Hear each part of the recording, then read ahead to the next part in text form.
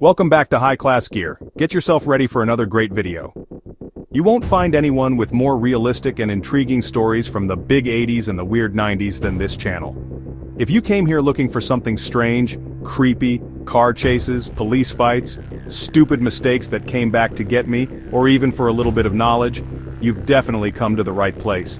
Please make sure to like, comment, and subscribe so you stay up to date with all the great content coming your way.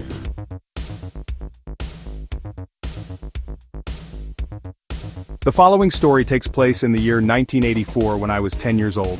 I was back outside again, and with my friends Taco, Sebastian, Ivan, and Brian. We'd gotten past our previous horrors that involved the playground chaos, and also the deformed guy, and we just felt good about life. We were in the fall, and it was a fall cleaning day. This meant we had to be back outside and make way so that our parents and older siblings could get the house ready for the later fall. We had a few months left before September and we'd be back at school. We wanted to make the most of this time and also the great weather, so we were on our bikes, using our big wheels, running back and forth from the playground and occasionally making an appearance at the park. Today we headed out to the park to use the swings. Each one of us believed that he could swing higher on the swings by pumping his legs and go above everyone else. We were absolutely dead set on getting to the bottom of who had the stronger legs, could go higher on the swing, and who would be the champion for that day. When we arrived at the park, we found it crowded with kids, but the swings were just becoming available. We raced towards them in order to take our places. The funny thing about kids is that if you go to a certain toy or a place to do something, sometimes other kids would go there and claim it. This is even if they didn't want to play on it or do that activity, it's just that you wanted to do it and they don't want you to. Or they were at the park first and because you came after them, they didn't want you to take part because you came after them. It's one of the strange things about being a kid. So we raced as quickly as we could and got there before anyone could stop us. Our swing competition was the stuff of legend. We went back and forth, the competition was fierce, each contestant did his best, but in the end, there had to be one winner. And to the surprise of all of us, it was the youngest in our group that won. It was little Sebastian. Sure, being the smallest, we assumed he would be the fastest on the swings, but we did not think in his spindly frame and toothpick legs that he'd be the most powerful and capable of going the highest. He went so high his swing almost carried him over the bar and back around again. That was crazy. We congratulated him and told him how great he was, that he'd won. With his broken English he'd learned the word we kept telling him and he started repeating it. The word was victorious. He was so proud of his victory he learned that word and would repeat it, point to himself and shake his head to confirm. That's right, buddy, you were victorious. As promised, the winner got some baseball cards, Mike and Ike's and some hot tomato candies with super sip drinks. We handed him out the lion's share and as was his habit, Sebastian wanted to share. He had such a pure soul he would share his winnings with us after he was victorious. He was a great kid. We sat in a circle, sharing the candy and sometimes sharing with the other kids that might wander over from other parts of the park. The only thing left after our food was to find out who could go down the slide the fastest, who could walk up it backwards without falling, and who was the strongest on the monkey bars. Sebastian looked up, and I could see the red stains on the corners of his mouth from his gobbling up the hot tomato candy. He pointed towards the gate of the playground park and whispered, "Bad people, bad people." He pointed with his stubby right index finger. And he wasn't wrong. They were bad people.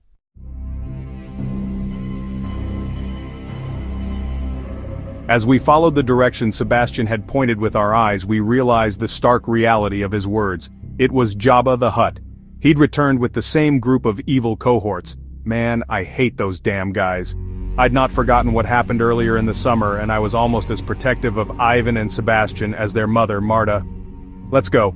We'll play somewhere else," I told the group, who immediately agreed, and we started to file out of the play area. The rest of the kids started making their way out as well. Jabba and his crew made the kids want to leave the park. It's not like they would play there. They were older kids and had no use of the place, but they just wanted to be able to say that they were in charge. "Look who's come back to the park, Stephen. Wonder if they've got the tax." So Jabba the Hutt had a name. It was Stephen. It still didn't make him any more human. He was still a monster. Passing the last of the gate, Stephen or Jabba saw Ivan behind me and put his arm out to stop us. "So you got some taxes, dork? Or do we gotta think of something different?" Jabba said, while his chubby arm blocked us. His fingernails were chewed and mangled. Great, not only was he fat and ugly, but he was also a lifetime fingernail bitter. And from the looks of it, he bit them all the way up to the cuticle. Nasty guy. "We don't have anything. We're leaving anyway. We're going. That's what you want. We're going," I said with resignation. "We'll find somewhere else to be," I thought. Stephen gave me a shove in the chest that sent me flying backwards and toppling over onto my back. I sat up, leaning on my hands with my legs stretched forward, half dazed. Did my head hit the concrete? It was hard to tell. When my vision cleared and my hearing became sharper, I could see Taco, Ivan, and Sebastian struggling against Jabba and the group. That feeling of hatred entered my heart again. I hate that guy. I hate that guy and his damn group. There's gotta be something I can do. After all the bullying, the choking, how they hurt Sebastian, how they made Ivan eat manure, how they made Marta cry, this has got to stop. But how though? Just in front of me and slightly to the right I could see a metal bar shimmering in the sunlight of the late summer. It must have come off the side of the fence. That old play fence needed maintenance and pieces would sometimes come off. Here was my chance. I rolled over and grabbed it. It felt warm in my hands but not too hot to get a grip on. It was heavy but I could wield it one-handed. An evil thought entered my mind, but before I could decide whether to follow it, I decided to act. I shot to my feet, ran over to Jabba and the group, and looking for any exposed part of that beast, I swung with all the force I could muster for my age. I heard a hollow ping and a low hum from the metal making contact with flesh and bone. I'd struck Jabba the Hutt, also known as Stephen, in his left shin. He roared in pain, closing his eyes and grabbed the affected area. He collapsed and then getting to his one good leg, began hopping in pain. We saw the beast's eyes fill with tears, the hopping intensify, and his friend group look around in confusion. The leader was hurt, more than hurt. He was crying in pain. I stood there with the metal bar, swung it in their direction, and they backed away, retreating slowly. It reminded me of a scene from a western where the guy with the fastest draw shot and killed the other guy and the people walked away. I'd vanquished Jabba the Hutt. I looked around at my friends and they were surprised but worried. "You better get out of here, man. I think they're gonna go get someone. Go! Go now! Ivan, Sebastian, you gotta go home," Taco warned, grabbing Brian's hand and signaling for Ivan and Sebastian to make themselves scarce. We all fanned out in different directions. I threw the metal bar over the fence but into the grass where it was out of sight and couldn't be retrieved.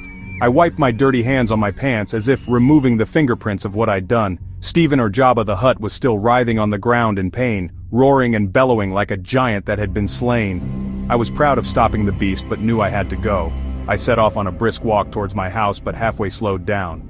I sat down on the sidewalk to contemplate. From now on, no more bullying from Jabba or his group.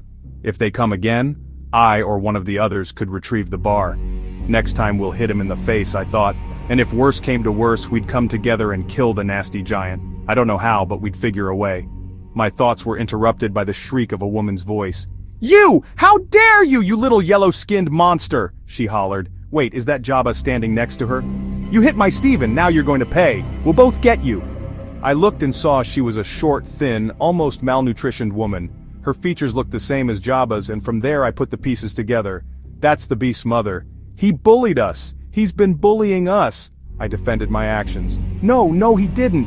You hit him. Now we'll both make you pay." Jabba was limping next to her as she took small steps towards me with her skinny, stick-thin legs.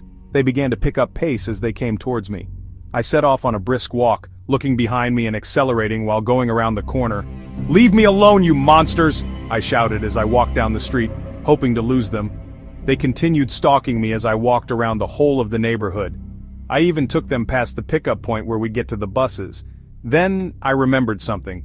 Jabba bore a close resemblance to the guy that had attacked me for my lunchbox when I caught the bus for the first time. Wait a minute, that was him. He's been that evil, unrepentant bully since the beginning. Now I really hated him. "If you come near me, I'll kill you," I warned them as I ran. I heard the mother yelling behind me as she gave chase. "We'll kill you first! You hit my Stephen! You have to pay! He's my son! My only son! Get him, Stephen!" Stephen tried to pick up pace but couldn't because of his swollen and badly damaged shin. At one point he collapsed and had to be tended to by his mother. This stopped their onward march to get me. I ran until I picked up a lead and put distance between them and myself. I got home, unlocked the door, ran upstairs and hid under my bed. I was that scared. My fear increased when I saw them outside my house looking around. They knocked on the door and then it really went wrong. They attempted to confront my parents, who were not about to be confronted. They called me downstairs and I narrated every single thing I remembered. I told them about the bullying at the pickup spot, the Ivan manure story, the extortion at the park, and more. The mother of Jabba refused to believe her sweet boy could have done any of that, and his friends came to her in a panic, saying that I'd attacked their son with a metal bar. They cleverly left out what they'd done up until that time. The conversation ended with my family, which was numerically superior and with more men, saying that from now on, we leave each other alone and have no contact whatsoever. If not, my older brother said with foreboding, we'll all come outside and show you what real bullying is, and we'll do more than make you eat shit. Take yourself and your deformed-looking son, and get the fuck out of here. And that was it.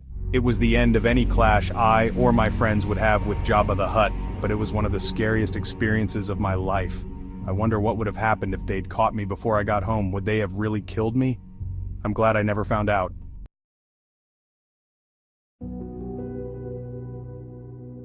I guess what I learned that day was why so many of these kids love their mothers so much. Jabba the Hutt and the kids around them didn't have a father. I never saw them around any male members of their family, and a mother's love has its place but can sometimes go too far. Because they carry these children, it's hard for these women to believe that their sons get up to no good or that sometimes their sons or children are just no good. They can't understand how their children are one way when they're at home and another when they are out. Without any balance or role models in the home, these unmanageable children get out into the street and let loose. And with no one to tell them no or to set boundaries, they do what they like until they're either stopped by some member of the public or they're taken out of circulation. It's not society's fault or responsibility regarding whether you have children or not. But if you have these children that are out of control when it affects us, we have to get them back in control, and you have no right to dictate to us how we do that and how we protect ourselves from the mistakes you've made.